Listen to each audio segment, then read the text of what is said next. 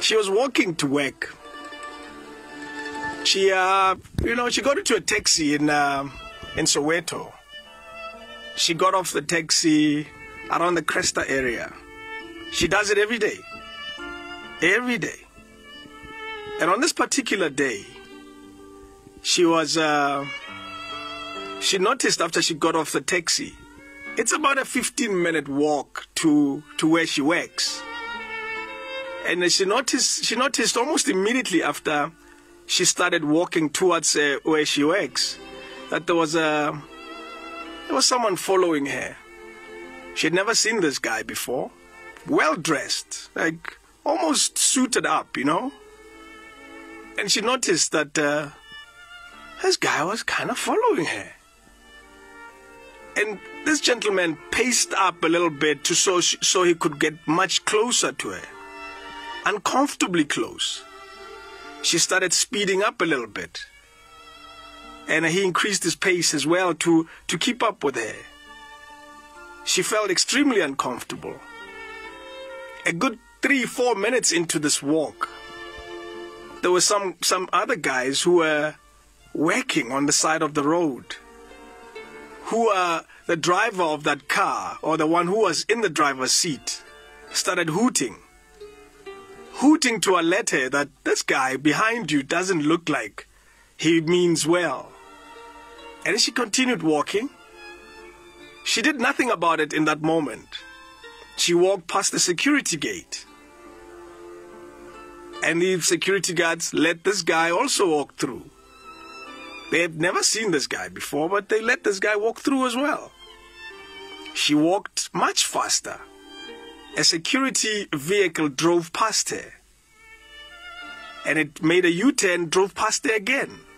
In that moment, she didn't see any need to alert the security guys that I think this guy is following me. She continued walking. Now she has a good 5 minutes walk that's still left. She continued walking, and at some point, she decided to stop and turn around and said to this guy, "Are you following me?" And this guy said, "No, I'm not following you." And this guy approached her in a way that was rather uncomfortable. She started screaming, and she started screaming to call for help.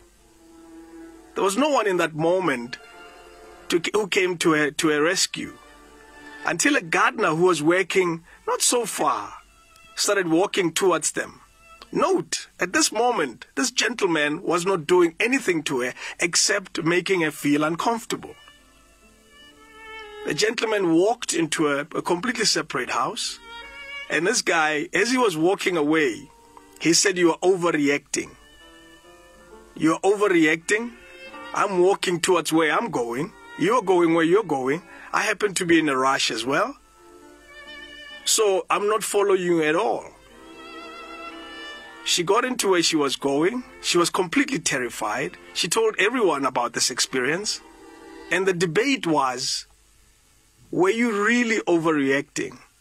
Or was this guy really following you? I threw in my 2 cents worth in the debate. And I said, I'd rather you overreact than be sorry. I'd rather you scream and shout and say, "I think this guy is following me." Even if he's going wherever he's going, minding his own business. I'd rather you overreact.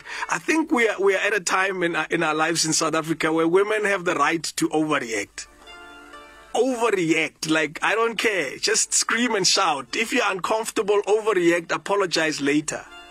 Make it very clear that I am uncomfortable about what's happening and I'm not happy with it. I will overreact. There is no time anymore for us as people, for you as women, to be modest and to be kind and say, "No, I don't want, maybe this guy's just minding his business." We are at a time in our lives here in this country where overreaction is fine. Overreact, scream and shout, stop, go to the police, whatever. Go to people who are familiar to you if you walk that road every day. I have this 10-kilometer walk that I do often. And lately I've stopped doing it because even I feel unsafe. And I can only imagine if I feel unsafe and I'm a guy. How is it for women who get off the taxi every day, who have a 2-kilometer walk to the office or to wherever they work every single day? I say to you, ladies, you have earned the right to overreact. Let me tell you, you have earned the right to say, this guy here makes me uncomfortable. He's walking too close. I don't understand what's happening. There is no time anymore for you to say, no, but what if? No, there's no what if anymore. We're in trouble here. We live with men that are sick. There's something particularly wrong with the men in this country. There's no excuse anymore. Men in this country are not well. And that's just the long and short of the story. I say, please overreact. We are not